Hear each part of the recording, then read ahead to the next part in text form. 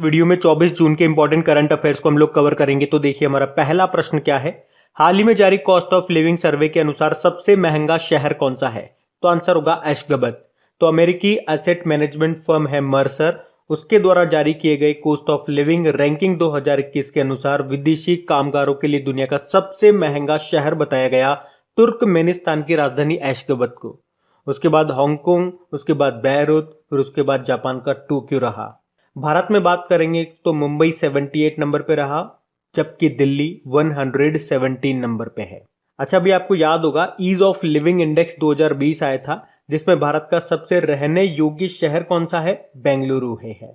चलिए कुछ और इंपॉर्टेंट इंडेक्सेस का आपको रिवीजन कराया जाए तो विश्व प्रतिस्पर्धात्मक सूचकांक वर्ल्ड कॉम्पिटिटिवनेस इंडेक्स के बारे में आपको पता होगा, जिसमें भारत 43 नंबर पे था, टॉप पे स्विट्जरलैंड था। जबकि वर्ल्ड गिविंग इंडेक्स 2021 के अनुसार भारत 14 नंबर पे है और इंडोनेशिया टॉप पे है। और ग्लोबल जेंडर गैप इंडेक्स 2021 में बात करेंगे तो भारत 140वें नंबर पे था, टॉप पे आइसलैंड था। अभी ग्लोबल इनोवेशन इंडेक्स 2020 में भारत 48 नंबर पे रहा था, पहली बार टॉप 50 में रहा था भारत। और अगर बात करेंगे ग्लोबल स्किल्स रिपोर्ट वैश्विक कौशल रिपोर्ट 2021 की, तो भारत 67 नंबर पे था, टॉप पे था स्विट्जरलैंड। और भ्रष्टाचार धारणा सूचकांक यानी कि करप्शन परसेप्शन इंडेक्स में भारत 86 नंबर पे था, उसमें टॉप पे दो देश थे, न्यूजीलैंड और डेनमार्क। और ग्लोबल होम प्राइस इंडेक्स 2021 अभी आया था, उसमें भारत 55 नंबर पे था, टॉप पे टर्की था। जबकि वर्ल्ड प्रेस फ्रीडम इंडेक्स की बात करेंगे तो भारत 142 नंबर पे था, टॉप पे नॉर्वे था। और इस रिपोर्ट को जारी कौन करता है? Reporters without border. अभी वर्ल्ड हैप्पीनेस इंडेक्स की बात करेंगे, जिसको यूनाइटेड नेशन जारी करता है, उसमें भारत 139 नंबर पे था, टॉप पे फिनलैंड था। अच्छा, अभी एनीमिया मुक्त भारत सूचकांक 2021 आया था, उसमें टॉप पे कौन सा राज्य था? मध्य प्रदेश। तो ये भी याद रखना। आप बढ़ते आगे। फिर बताइए हाल ही में किसने जान है तो जहान है एक नाम से एक जागरूकता अभियान शुरू किया? तो आंसर होगा अल्पसंख्यक मामलों के मंत्रालय ने। और हमारे अल्पसंख्यक मामलों के मंत्री कौन है? माइनॉरिटी अफेयर्स मिनिस्टर कौन है? मुख्तार अब्बास नकवी हैं। और अभी इन्होंने ही दूर दराज के ग्रामीण क्षेत्रों के लिए जान है तो जहान है नाम से एक कोरोना टीकाकरण अभियान को शुरू किया। मतलब इस अभियान का उद्देश्य क्या है? लोगों को कोरोना टीकाकरण के प्रति जागरूक करना और कोरोना टीकाकरण से संबंधित जो भी अफवाहें हैं कि भाई वैक्सीन नहीं लगानी चाहिए, इससे लगाने के बाद ये हो जाएगा, बीमारी हो जाएगी, मर जाएंगे, तो ये जो भी अफवाहें हैं उनको खत्म करना। देखो, वैक्सीन से रिलेटेड कुछ क्वेश्चंस मैं आपको याद दिलाता हूं। चलो पहले आप मुझे बताओ, अभी किस राज्य ने गांव में वैक्सीनेशन को बढ़ावा देने के लिए कोविड फतेह योजना शुरू की थी? या आप इसी को बोल सकते हो कोरोना मुक्त पिंड अभियान। तो अब तो आंसर दे दोगे, पंजाब आंसर होगा इसको। चलो बताओ, अभी जहां वोट वहां पे वैक्सीनेशन अभियान किसने शुरू किया था? दिल्ली ने। मतलब वहां पे अगर आपकी उम्र 45 वर्ष से ज्यादा है तो आपको टीकाकरण कराने के लिए वहीं पे जाना होगा जहां पे आपने वोट दिया था। और अगर आपसे पूछा जाए ना कि मिशन इंद्रधनुष का संबंध किससे है, तो याद रखना टीकाकरण से है। इसे 25 दिसंबर 2014 को टीकाकरण के लिए शुरू किया था। पर याद रखना, इंद्रधनुष योजना अगर आपसे पूछा जाए तो इसका संबंध बैंकिंग सुधार से है। तो ये थोड़ा सा ध्यान रखना, मिशन इंद्रधनुष पूछ रहा है या इंद्रधनुष योजना पूछ रहा है। बाकी अगर आपसे एग्जाम में पूछा जाए कि विश्व का पहला टीका किस रोग का विकसित किया गया था, तो चेचक का। चेचक को इंग्लिश में बोलते हैं स्मॉल पॉक्स। और ये किससे होता है? वेरियोला वायरस से होता है। और इसका टीका किसने खोजा था? एडवर्ड जेनर ने खोजा था। और कई बार एग्जाम में ये प्रश्न भी पूछा जाता है कि रेबीज का टीका किसने खोजा था? लुइस पास्चर ने। और टीबी ट्यूबरक्लोसिस का टीका कौन सा है? बीसीजी। बीसीजी मतलब बैसिलस कॉलमेट-गुरिन। तो ये भी ध्यान रखना। बाकी शिक्षा मंत्री हमारे रमेश पोखरियाल निशंक हैं, अभी इन्होंने ही युवा प्रधानमंत्री योजना को शुरू किया था। पंचायती राज मंत्री हमारे कौन है? नरेंद्र सिंह तोमर, अभी इन्होंने ही स्वामित्व योजना को शुरू किया था। तो ये भी ध्यान रखना। बढ़ते आगे। फिर बताइए हाल ही में विश्व की दूसरी सबसे तेज महिला धाविका कौन बन गई है? तो आंसर होगा शेली एन फ्रेजर प्राइज। ये प्राइज कोई इनाम नहीं है, इन्हीं का नाम है। ये जमैका की धाविका हैं, ये शेली एन फ्रेजर प्राइज इनका नाम है, जो कि 100 मीटर विश्व रिकॉर्ड धारक फ्लोरेंस ग्रिफिथ जॉयनर के बाद अब तक की दूसरी सबसे तेज महिला बन गई हैं। उन्होंने 100 मीटर की दूरी तय करने में 10.63 सेकंड का समय लिया है। जबकि विश्व की जो सबसे तेज महिला धाविका हैं यानी कि फ्लोरेंस ग्रिफिथ जॉयनर, उन्होंने 10.49 सेकंड में 100 मीटर की दूरी तय की थी। वो अमेरिकन है और ये शैली जमैका की धाविका है। अच्छा, सिफान हसन का नाम आपको याद होगा। ये नीदरलैंड की 28 साल की धाविका हैं जिन्होंने अभी महिलाओं की 10,000 मीटर या 10 किलोमीटर की दौड़ में वर्ल्ड रिकॉर्ड बनाया था। उन्होंने मात्र 29 मिनट 6 सेकंड में ये दौड़ पूरी की थी और वर्ल्ड रिकॉर्ड बनाया था। दूती चंद तो हमारी हैं, ये उड़ीसा की धाविका हैं और अभी छत्तीसगढ़ सरकार ने, आपको याद होगा, इन्हीं को वीरनी पुरस्कार से सम्मानित किया था। और डींग एक्सप्रेस किसको बोलते हैं? हिमा दास को बोलते हैं। वो असम की धाविका है। बढ़ते हैं आगे। अच्छा, फिर बताइए हाल ही में किसने हब्बा खातून नाम की बुक को लिखा है? तो आंसर होगा काजल सूरी ने। हब्बा खातून, जिन्हें नाइटिंगेल ऑफ कश्मीर की मानद उपाधि से भी जाना जाता है और वे कश्मीर के अंतिम सम्राट यूसुफ शाह चक्र की पत्नी थी। तो हब्बा खातून नाम की बुक को किसने लिखा है? काजल सूरी ने लिखा है और इसे रंगमंच व्यक्तित्व अरविंद गौर ने लॉन्च किया है। बाकी अमिताभ घोष, अभी इन्होंने एक बुक लिखी है जिसका नाम है living mountain. Amartya Sen home in the world नाम की बुक को लिखा अभी। और Salman Rushdie language of truth ऐसे 2003 से 2020 नाम की बुक को इन्होंने लिखा। तो ये सारे इंपॉर्टेंट नाम रहेंगे, याद रखना। बढ़ते हैं आगे। बताइए हाल ही में किस राज्य सरकार ने मुख्यमंत्री आर्थिक सलाहकार परिषद के गठन का निर्णय लिया है? तो आंसर होगा तमिलनाडु ने। अच्छा, आपको याद होगा अभी तमिलनाडु के नए मुख्यमंत्री बने थे कौन? MK Stalin. और उनकी पार्टी का नाम है द्रविड़ मुनेत्र कड़गम। और उन्हें किसने शपथ दिलाई थी? तमिलनाडु के गवर्नर बनवारी लाल पुरोहित ने। तो अभी MK स्टालिन ने कोविड की वजह से राज्य की जो आर्थिक गतिविधियां ठप हो गई है, अभी मुख्यमंत्री आर्थिक सलाहकार परिषद का गठन किया है। और इस सलाहकार परिषद में किसे शामिल किया गया? तो एक तो रघुराम गोविंद राजन को, जो कि आपके RBI के पूर्व गवर्नर हैं, और एस्टर डुफ्लो को। एस्टर डुफ्लो नाम आपने सुना होगा। 2019 का अर्थशास्त्र का नोबेल पुरस्कार मिला था इन्हें। ये अभिजीत बनर्जी की ही वाइफ हैं। अच्छा, चलो यही बात कर लेते हैं कि 2019 का अर्थशास्त्र का नोबेल पुरस्कार किस किस को मिला था। 3 व्यक्तियों को मिला था। एक तो अभिजीत बनर्जी हो गए, उनकी वाइफ हो गई एस्टर डुफ्लो, और एक थे माइकल क्रेमर। याद आया होगा आप। और अभिजीत बनर्जी से तो आपको याद भी होगा, ये दूसरे भारतीय बने थे अर्थशास्त्र का नोबेल पुरस्कार प्राप्त करने वाले। पहले कौन थे? पहले अमर्त्य सेन है, 1998 में उनको मिला था। अच्छा, अगर पूछा जाए आपसे कि 2020 का अर्थशास्त्र का नोबेल पुरस्कार किसे मिला, तो 2 व्यक्तियों को मिला था, पॉल मिलग्राम को और रॉबर्ट विल्सन को। तो ये भी ध्यान रखना आप। और जो हमने कहा ना, इस सलाहकार परिषद में शामिल किया गया एस्टर डुफ्लो को और रघुराम राजन को, ये आप जानते तो RBI के पूर्व गवर्नर हैं।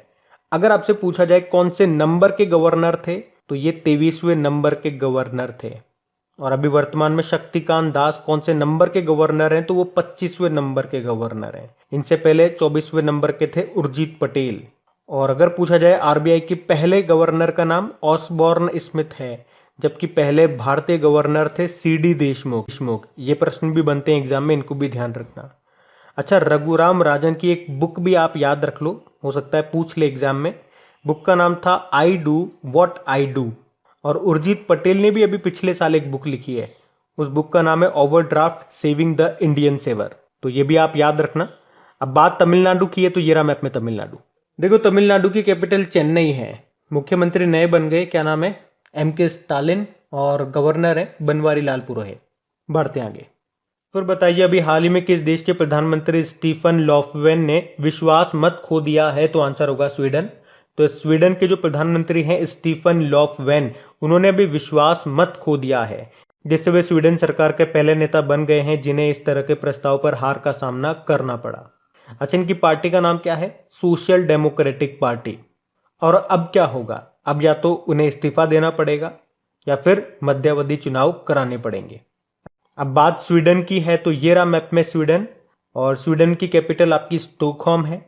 और आपको याद आता होगा 1972 में पहला सस्टेनेबल डेवलपमेंट समिट, पहला सतत विकास सम्मेलन, ये हुआ था स्वीडन के स्टॉकहोम में, जहां पे भारत की पहली प्रधानमंत्री इंदिरा गांधी गई थी। और यहीं से ही प्रभावित होकर के उन्होंने टाइगर प्रोजेक्ट स्टार्ट किया था और wild life sanctuary protection act यानी कि वन्य जीव अभयारण्य संरक्षण अधिनियम पारित किया था। आपका ये वन्य जीव अभयारण्य संरक्षण अधिनियम कब आया था? 1972 में ही। और टाइगर प्रोजेक्ट कब शुरू हुआ था? 1973 में। और आपको पता है स्वीडन की स्टॉकहोम में 10 दिसंबर को हर साल नोबेल पुरस्कार दिए जाते हैं, पर एक नोबेल पुरस्कार है कौन सा? शांति का, पीस का जो नोबेल पुरस्कार है वो कहाँ पे दिया जाता है? वो नॉर्वे की कैपिटल ओस्लो में दिया जाता है। और स्वीडन से आपको याद होगा जलवायु परिवर्तन प्रदर्शन सूचकांक 2021 जो आया था, क्लाइमेट चेंज परफॉर्मेंस इंडेक्स, उसमें 1 से लेके 3 तक तो कोई भी देश नहीं था। उसके बाद स्वीडन था चौथे स्थान पे और भारत उसमें 10वें स्थान पे रहा था। अभी ग्लोबल एनर्जी ट्रांजिशन इंडेक्स 2021 को ही देख लो, वैश्विक ऊर्जा संक्रमण सूचकांक, जिसमें स्वीडन ही टॉप पे रहा था, भारत 87 नंबर पे था। तो ये भी आप ध्यान रखें। बढ़ते आगे। फिर बताइए हाल ही में कौन सी महिला खिलाड़ी टेस्ट मैच में दोनों पारियों में अर्धशतक बनाने वाली पहली भारतीय बल्लेबाज बन गई हैं? तो आंसर होगा शेफाली वर्मा। तो शेफाली वर्मा जो कि मात्र 17 साल की है और अभी जो भारत और इंग्लैंड के बीच में मैच चल रहा है उसमें ही उन्होंने अपने डेब्यू टेस्ट मैच की दोनों पारियों में अर्धशतक लगा दिया है और ऐसा करने वाली ये पहली भारतीय महिला क्रिकेटर है। और इसके अलावा मैं आपको बता दूं, वैसे हम लोगों ने पढ़ा भी था कि डेब्यू टेस्ट में सर्वाधिक रन बनाने वाली भारतीय महिला क्रिकेटर भी बनी है ये शेफाली वर्मा। अच्छा, मुझे एक प्रश्न का जवाब दो। अभी एक भारतीय क्रिकेटर है सुरेश रैना, उनकी ऑटोबायोग्राफी आई है, क्या नाम है उसका? बिलीव नाम से उनकी ऑटोबायोग्राफी आई है। और अभी हमने कल ही पढ़ा था कि किस भारतीय बल्लेबाज को 21वीं सदी का महानतम टेस्ट क्रिकेटर घोषित किया गया? तो सचिन तेंदुलकर को। जबकि बॉलर में बात करेंगे तो मुथैया मुरलीधरन रहे जो कि श्रीलंका के प्लेयर हैं। अभी भारतीय महिला क्रिकेट टीम के कोच कौन बने थे? रमेश पवार बने थे। अच्छा, इस दशक की सर्वश्रेष्ठ महिला खिलाड़ी कौन रही है? एलिसा पेरी रही हैं जो कि ऑस्ट्रेलिया की हैं। बाकी स्मृति मंदाना, आपको याद होगा पिछले साल नवंबर में ही इक्विटास स्मॉल फाइनेंस बैंक की ये ब्रांड एम्बेसडर बनी थी। मिताली राज की बात करेंगे, अभी मार्च के महीने में ही हमने पढ़ा था, अंतरराष्ट्रीय क्रिकेट में 10,000 रन बनाने वाली पहली और दुनिया की दूसरी महिला खिलाड़ी बनी है ये। बाकी झूलन गोस्वामी, ये ओडीआई में 200 विकेट लेने वाली विश्व की पहली महिला क्रिकेटर बनी थी। तो ये भी ध्यान रखना आप। बढ़ते आगे। अच्छा, फिर बताइए हाल ही में किस राज्य ने कोरोना से अनाथ हुए बच्चों की मदद करने के लिए आशीर्वाद योजना को शुरू किया? तो आंसर होगा उड़ीसा ने। तो अभी उड़ीसा सरकार ने कोरोना से अनाथ हुए बच्चों के भरण पोषण के लिए यह आशीर्वाद योजना शुरू की है। इसमें उन हर बच्चों को हर महीने 2500 रुपए की पेंशन दी जाएगी। अच्छा, आशीर्वाद योजना से आपको कुछ याद आता है क्या? पंजाब सरकार की भी है एक आशीर्वाद योजना, जिसमें वो गरीब परिवारों की लड़कियों को उनकी शादी के समय वित्तीय सहायता देती है। और अभी उस वित्तीय सहायता को उन्होंने बढ़ा दिया, 21,000 रुपए से बढ़ा करके उसे 51,000 रुपए कर दिया। तो वो भी आपको याद रखना है। अब यहाँ पे बात उड़ीसा की है, तो ये रहा मैप में उड़ीसा। देखो, उड़ीसा की कैपिटल भुवनेश्वर है, मुख्यमंत्री हो गए नवीन पटनायक और गवर्नर कौन है? गणेशी लाल है। अभी यहाँ के नए चीफ जस्टिस कौन बने थे? एस मुरलीधर बने थे। अभी आपको याद होगा उड़ीसा सरकार ने मनोज दास अंतरराष्ट्रीय साहित्य पुरस्कार प्रदान करने की घोषणा की है। अभी यहीं पे ही गोप बंधु संपदिका स्वास्थ्य बीमा योजना शुरू की गई थी। और भारत की पहली चेस एकेडमी शुरू होगी उड़ीसा के भुवनेश्वर में। और उड़ीसा के भुवनेश्वर में ही देश का पहला फायर पार्क का उद्घाटन किया गया। और याद रखना 2023 में जो आपके हॉकी वर्ल्ड कप होंगे ये उड़ीसा में होंगे, उड़ीसा के भुवनेश्वर और राउरकेला में।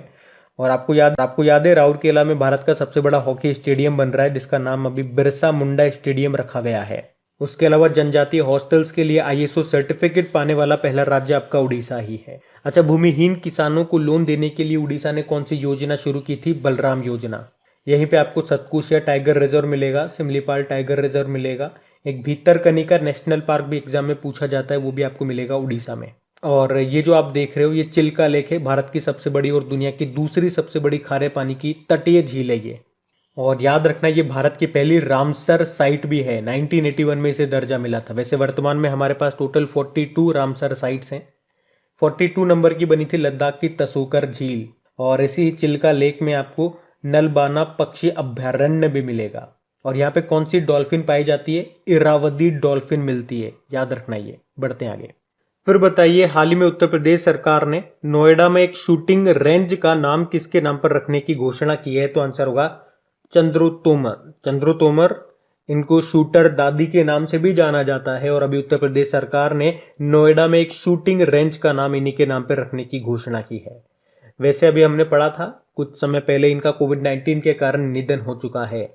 तो ये जो शूटर दादी थी, इन्होंने 60 साल की उम्र में प्रोफेशनल शूटिंग स्टार्ट की थी और कई राष्ट्र प्रतियोगिताओं में पदक भी जीते थे और उन्हें दुनिया की सबसे उम्रदराज निशानेबाज माना जाता है। इनके ऊपर एक मूवी भी बन चुकी है जिसका नाम है सांड की आंख। अगर आपसे पूछा जाए कि सांड की आंख के डायरेक्टर कौन है, तो तुषार हीरानंदानी है, याद रख सकते हैं आप। अटल बिहारी वाजपेयी के नाम पे तो अभी कई सारी चीजों के नाम रखे जा चुके हैं, जैसे कि उत्तर प्रदेश का एकना स्टेडियम है, उसका नाम अटल जी के नाम पे रखा गया। उत्तर प्रदेश का ही हजरतगंज चौक है, उसका नाम अटल चौक रखा गया। और हिमाचल प्रदेश का रोहतांग सुरंग है, उसका नाम अटल जी के नाम पे रखा गया, अटल सुरंग। बाकी सुषमा स्वराज, एक तो हरियाणा का अंबाला बस स्टैंड है, उसका नाम सुषमा स्वराज जी के नाम पे रखा गया। एक प्रवासी भारतीय केंद्र का नाम सुषमा स्वराज भवन रखा गया। एक आपको याद होगा विदेश सेवा संस्थान का नाम सुषमा स्वराज विदेश सेवा संस्थान रखा गया था। तो ये भी आप ध्यान रख सकते हैं। बढ़ते हैं आगे। फिर बताइए, हाल ही में दिल्ली स्पोर्ट्स यूनिवर्सिटी की पहली कुलपति किसे नियुक्त किया गया? तो आंसर होगा कर्णम मल्लेश्वरी। और इनका नाम मैंने आपको कई बार बताया है कि ओलंपिक में पदक जीतने वाली ये पहली भारतीय महिला हैं। वैसे ये एक वेट लिफ्टर है। पूछा जाए कि ये क्या है, तो ये एक वेट लिफ्टर है। और अभी दिल्ली की स्पोर्ट्स यूनिवर्सिटी जो जल्द ही शुरू होने वाली है और उसकी पहली कुलपति किसे बनाया गया? कर्णम मल्लेश्वरी को बनाया गया। आपको ये याद रखना है। ये भारत की पहली महिला वेट लिफ्टर है जिन्होंने सन 2000 का जो सिडनी ओलंपिक है उसमें ब्रोंज मेडल जीता था। इन्हें कई इंपॉर्टेंट अवार्ड भी मिल चुके हैं, जैसे कि 1994 में अर्जुन अवार्ड मिला था इनको, 1990 राजीव गांधी खेल रत्न पुरस्कार इनको मिला था और 1999 में ही पद्मश्री भी इनको मिल चुका है। बाकी सूरज सिंह माथुर स्वतंत्र भारत के पहले एथलीट थे, ये निधन हो गया अभी इनका। निर्मल मिल्खा सिंह की वाइफ थी ये, इनका भी अभी निधन हो गया। ये भारतीय महिला वॉलीबॉल टीम की पूर्व कप्तान भी रह चुकी हैं। बाकी मिल्खा सिंह जो लेजेंडरी थे उनका भी अभी निधन हो चुका है। बढ़ते आगे। फिर बताइए, हाल ही में $2 ट्रिलियन के बाजार पूंजीकरण मार्केट कैपिटलाइजेशन को हासिल करने वाली दुनिया की तीसरी कंपनी कौन सी बनी? तो आंसर होगा माइक्रोसॉफ्ट। तो अभी माइक्रोसॉफ्ट ये 2 ट्रिलियन के मार्केट कैपिटलाइजेशन को हासिल करने वाली अमेरिका की तो दूसरी और दुनिया की तीसरी कंपनी बन गई है। इसके अलावा आपको बता दूं कि जो सऊदी अरामको है वो ये कीर्तिमान हासिल करने वाली पहली, और जो एप्पल है वो दूसरी कंपनी बनी थी। अभी आपको याद होगा दुनिया के सबसे वैल्यूएबल ब्रांड की जो लिस्ट आई थी उसमें टॉप किया था अमेजन ने। बाकी माइक्रोसॉफ्ट, इसकी स्थापना 1975 में हुई। वॉशिंगटन यूएस में इसका हेडक्वार्टर है और इसके सीईओ सत्या नडेला है। बाकी गूगल के सीईओ सुंदर पिचई हैं, एप्पल के टिम कुक हैं ही सही, और अमेजन के नए बन गए एंडी जेसी उनका नाम है। बढ़ते आगे। फिर बताइए, हाल ही में अंतरराष्ट्रीय ओलंपिक दिवस ये कब मनाया गया? तो आंसर होगा 23 जून को। तो हर साल 23 जून को इंटरनेशनल ओलंपिक डे के रूप में मनाया जाता है और ये दिन ओलंपिक खेलों में अधिक से अधिक लोगों को भाग लेने के लिए प्रोत्साहित करने और इस आयोजन के बारे में जागरूकता फैलाने के लिए मनाया जाता है। इसकी थीम रही है stay healthy, stay strong, stay active. अच्छा, इंटरनेशनल ओलंपिक कमेटी का हेडक्वार्टर कहां पर है? लुसेन, स्विट्जरलैंड में है और इसके अध्यक्ष थॉमस बाक। वैसे 23 जून को संयुक्त राष्ट्र लोक सेवा दिवस, United nation public service day भी मनाया जाता है और 23 जून को ही अंतरराष्ट्रीय विधवा दिवस, इंटरनेशनल विडो डे भी मनाया जाता है। और देखिए, आपको पता है जब भी इंपॉर्टेंट डे वाला क्वेश्चन आता है उस महीने के सारे इंपॉर्टेंट डेज में आपको रिवाइज कराता हूं, लेकिन आज वीडियो बनने में बहुत ज्यादा टाइम हो गया है इसलिए मैं आपको रिवाइज नहीं करा रहा हूं। और हाँ, सबसे इंपॉर्टेंट बात, जो भी आपकी इंपॉर्टेंट डेज वाली जो क्विजेज हैं और जो भी क्विज वगैरह हैं आपकी सारी अपडेट हो रही है अब धीरे धीरे। जैसे डेज की तो हो चुकी है, तो वहां जाकर के आप क्विज वगैरह लगा लिया करो, है ना, ताकि आपका अच्छे से रिवीजन होते रहे। लेकिन उसके लिए आपकी क्रेक एग्जाम एप्लीकेशन उसे अपडेट जरूर कर लेना। अपडेट नहीं करोगे तो आपको नई क्विज मिल नहीं पाएगी, है ना, फिर आप कहोगे हमें मिल नहीं रही है। तो अपडेट जरूर कर लेना पहले। तो अब बात करेंगे कल के वीडियो में पूछे गए प्रश्न के उत्तर की। तो कल के वीडियो में आपसे क्या पूछा था, अभी किसे प्रतिष्ठित सेंट्रल यूरोपीय यूनिवर्सिटी ओपन सोसाइटी पुरस्कार से सम्मानित किया गया? तो आंसर होगा के शैलजा को। केरल की पूर्व स्वास्थ्य मंत्री थी ये। आप सभी ने प्रश्न का बिल्कुल सही उत्तर दिया। और गाइज अगर सेशन अच्छा लगा तो इसे लाइक जरूर करना और अपने दोस्तों के साथ में जो भी आपका स्टडी ग्रुप हो गया या अगर टेलीग्राम यूज करते हैं तो वहां पे इसको शेयर एक बार जरूर कर देना। प्लीज प्लीज प्लीज रिक्वेस्ट है आप।